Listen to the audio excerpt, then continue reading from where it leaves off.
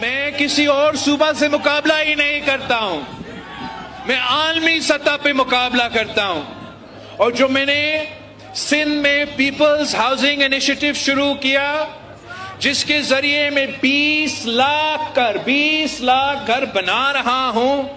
یہ دنیا کا سب سے بڑا گھر بنانے والا منصوبہ ہے. پہلے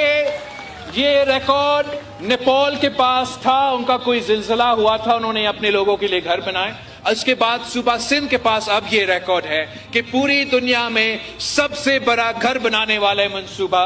یہ جو 20 لاکھ گھر ہم بنا رہے ہیں. اور میں صرف 20 لاکھ گھر نہیں بنا رہا ہوں، ایسے مضبوط گھر، پکا گھر بنا رہے ہیں کہ خدا نہ خواستہ اگلی بار جب سیلاب آئے تو یہ گھر کو کوئی نقصان نہیں ہوگا. اور یہ گھر بنانے کے لیے یہ 20 لاکھ خاندانوں کو ان کے گھر کے خواتین کے نام پہ ہم بینک اکاؤنٹس کھولے ہیں. ان بینک اکاؤنٹس میں ان کو قسطیں جاتے ہیں جس سے یہ گھر بنتے ہیں. یہ نہ صرف دنیا کا سب سے بڑا گھر بنانے کا منصوبہ ہے، مگر قائد عوام شہید ذوالفقار علی بھٹو کا لینڈ ریفارم، اس قائد عوام کے لینڈ ریفارمز کے بعد پاکستان میں سب سے بڑا جو لینڈ ٹرانسفر ہوا ہے وہ صوبہ سندھ کا اس سیلاب متاثرین کے لیے جو گھر بنا رہے ہیں اس منصوبہ میں، جہاں نہ صرف 20 لاکھ گھر بن رہے ہیں مگر وہ مالکانہ حقوق، وہ صنعتیں، تو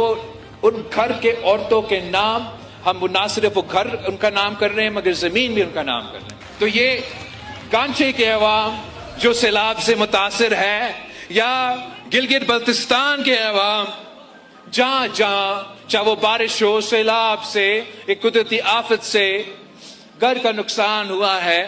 انشاءاللہ تعالی 7 تاریخ کو تیر پہ مور لگائیں تو انشاءاللہ تعالی جیسے سندھ پیپلز ہاؤسنگ انیشیٹو ہے جس کے ذریعے 20 لاکھ گھر بن رہے ہیں، جس کے ذریعے ہم 20 لاکھ خاندانوں کے گھر کے خواتین کو زمین کا مالک بنا رہے ہیں، جس کے ذریعے ہم نے 1 ملین جابز پیدا کیا ہے، انشاءاللہ تعالی میں اپنے ہاتھوں سے Gilgit Baltistan people's housing initiative کانچی سے پہلے اور پھر پورا گلگت بلتستان کے سیلاب متاثرین کے پاس پہنچ